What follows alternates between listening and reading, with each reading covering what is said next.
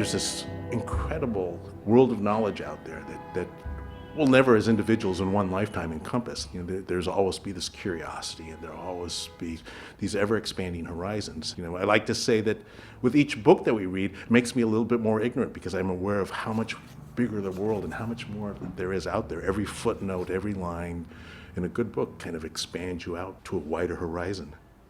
I think one of the powers of City Lights, that from its initial moments, that it wasn't just a bookstore. It was a powerful, powerful symbol of and desire for people to be able to get together, to share ideas, and to have a common space to be able to do that. The way that Lawrence says it, it's like once we opened the doors, we couldn't get them shut. And that seems to have been the case ever since. I came to City Lights in 1970. For part of the culture at that time, books were important. You were kind of identified by your peers by what books you had in your back pocket or in your bag. But I was very average in that sense, or maybe even below average in terms of kind of, really being a reader. I had never read Howell before I started working here. I'd read a little bit of Kerouac and I'd read a little bit of Burroughs. So you start reading these books and kind of it wasn't always busy. And then, Lawrence was always coming by and various poets were coming by. Everybody was so generous in terms of maybe I should read this or maybe I should read that. I was remarkably fortunate to be able to partake in that in kind of in a living history way. I've been working here now for over 40 years. I come to work every day kind of very, very enthusiastic, happy, wanting to get my hands into it. So I'm here forever, or boots up, whatever comes first. I've slowly evolved into being kind of the coordinating buyer. We include the whole staff in kind of the selection of both new books and backlist.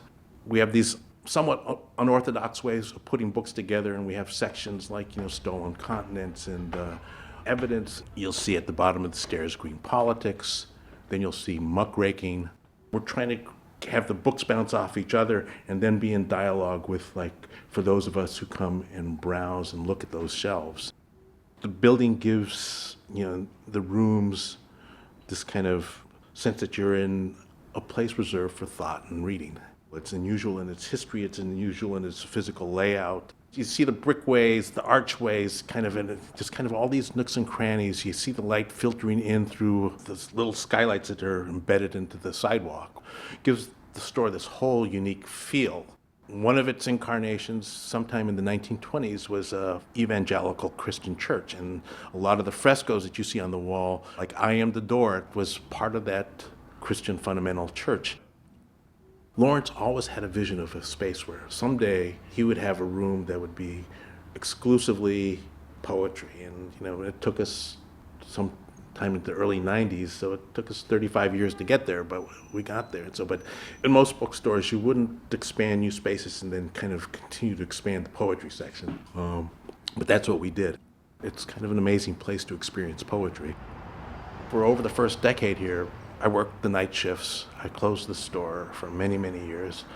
It is still my favorite time to be in the store is after we close, go out for a drink, maybe come back, and 3 o'clock is the magic time here because the streets have gone quiet, the bars have let out, and so there's a stillness out on the streets and then there's a stillness in the store. And to sit quietly in the store at that moment is still kind of one of my favorite things.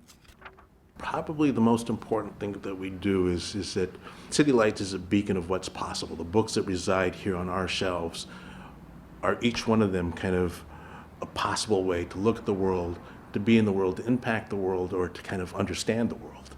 And I think that's what's made City Lights as an institution and City Lights as an idea still so resonant to so many people after all these decades.